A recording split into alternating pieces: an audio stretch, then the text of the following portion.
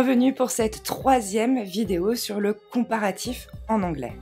Cette fois, on va s'atteler à l'équivalence entre deux adjectifs. Et vous allez voir, c'est extrêmement simple. Pour traduire aussi que, en anglais, on va utiliser as, ensuite l'adjectif, puis as. C'est très simple. Et on retrouve même l'essence du chapitre, à savoir l'équivalence avec ce double as. Par exemple, X est aussi moche que Y, donne en anglais X is as ugly as Y. Vous avez déjà dû entendre ou parfois lire dans des courriers professionnels, par exemple, l'acronyme ASAP, A-S-A-P, qui en fait veut dire as soon as possible, aussi vite que possible, au plus tôt, as soon as possible. Et voilà la structure si vous avez besoin de la noter. On retrouve as, suivi, comme je l'ai dit, d'un adjectif, puis as. On regarde un exemple. Il est aussi doué que sa sœur. He's as gifted as his sister. He's as gifted as his sister. On jette un coup d'œil à deux exemples. Le film est aussi bien que le livre. The film is as good as the book. On retrouve l'adjectif bien en anglais good, entouré de as good as. Et vous pouvez répéter une fois avec moi. The film is as good as the book.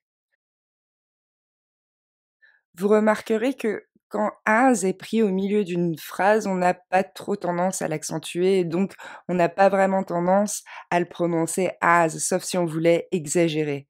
As, on va le prononcer plutôt en tête de phrase. Quand il est pris en plein milieu d'une phrase, comme ça, on aura tendance à plutôt dire us. The film is as good as the book. Comme si en fait ce AS était écrit EZ. Deuxième exemple, je suis aussi fatiguée que toi. I'm as tired as you are. On retrouve l'adjectif fatigué, tired, toujours entouré des deux as. Et on répète une dernière fois ensemble. I'm as tired as you are. Et on jette un coup d'œil rapide à la forme négative de cette structure. Elle est très très simple, elle se construit tout simplement en rajoutant not devant la structure qu'on vient de voir. Pour ceux qui ont déjà regardé les précédentes vidéos, on l'a déjà vu dans le comparatif d'infériorité. Donc on regarde la structure, pas aussi que donne tout simplement not as as, pareil qu'en français. Donc not as suivi d'un adjectif, suivi de as. Il n'est pas aussi doué que sa sœur. He's not as gifted as his sister. On jette un coup d'œil rapide à un autre exemple. Il n'est pas aussi rapide que je le pensais. He's not as fast as I thought. Donc on retrouve pas aussi not as, suivi de l'adjectif rapide fast, et encore de as. Not as fast as. Et on la répète ensemble. He's not as fast as I thought. Voilà, si vous avez besoin de noter très rapidement les structures de cette vidéo, aussi que, donc aussi adjectif que, donne as plus adjectif plus as, et pas aussi plus adjectif plus que, donne not as plus adjectif plus as. Et voilà, histoire de bien assimiler les leçons, maintenant je vous propose de traduire certaines phrases à l'aide des structures qu'on vient de voir. Donc, vous allez avoir 2 slides, je vous invite à mettre sur pause à chaque slide pour vous laisser simplement le temps de faire l'exercice, et nous on se retrouve pour la correction.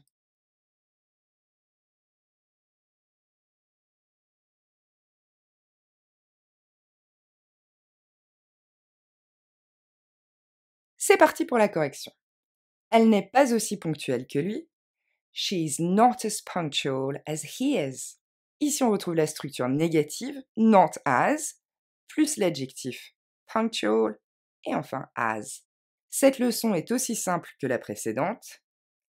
This lesson is as simple as the previous one. Donc là, on est à la forme affirmative, donc pas de négation, et on retrouve tout simplement as suivi de l'adjectif simple, puis as. Troisième exemple. John est aussi têtu que Jack. Donc l'adjectif têtu, c'est stubborn, et on va l'entourer de nos deux as. John is as stubborn as Jack. Quatrième énoncé. Jane nage aussi vite que Julia. Jane swims as fast as Julia. On retrouve l'adjectif fast entouré des deux as. Il est aussi grand qu'elle. He's as tall as her. Ou encore, he's as tall as she is. On retrouve l'adjectif grand, tall, entouré des deux as.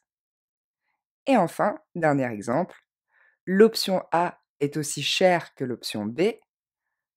Option A is as expensive as option B. Comme d'habitude, pour finir, je vous encourage maintenant à produire vos propres phrases, histoire de bien assimiler la leçon. À bientôt!